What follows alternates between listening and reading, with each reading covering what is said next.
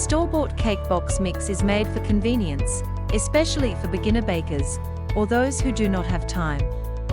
With a few tricks and tips from this recipe, you can make it taste like a pound cake made from scratch. How long does a box cake mix last? Ensure to read the expiration date of the ingredients carefully. For this reason, it is best to use fresh ingredients. Also, please put it in an airproof container in a dry and cool place. With that, the box cake mix can last up to approximately 3 months. What you will need to turn a box cake mix into a pound cake.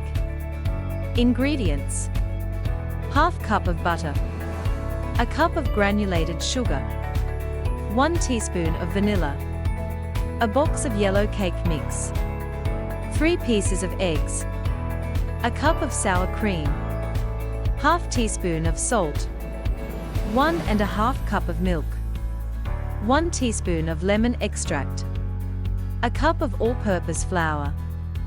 Equipment: mixing bowl, measuring spoons, measuring cups, rubber spatula, stand mixer with whisk attachments, bundt pan, non-stick spray or grease pans, wire rack. Step-by-step instructions on how to turn a box cake mix into a pound cake. Step 1. Preheat the oven to 350 degrees Fahrenheit. Then, grease the bundt pan. Step 2. Using a stand mixer fitted with a wire whisk attachment, cream the bowl's butter and sugar at medium-high speed until combined and fluffy. Step 3. At medium speed, gradually add the eggs one at a time, then stir in the vanilla and lemon extract. Add in the milk and sour cream. Step 4. Add the cake mix and flour and beat until it is well incorporated. Pour the batter into the bundt pan. Step 5. Put the bundt pan in the preheated oven and bake for 55 minutes.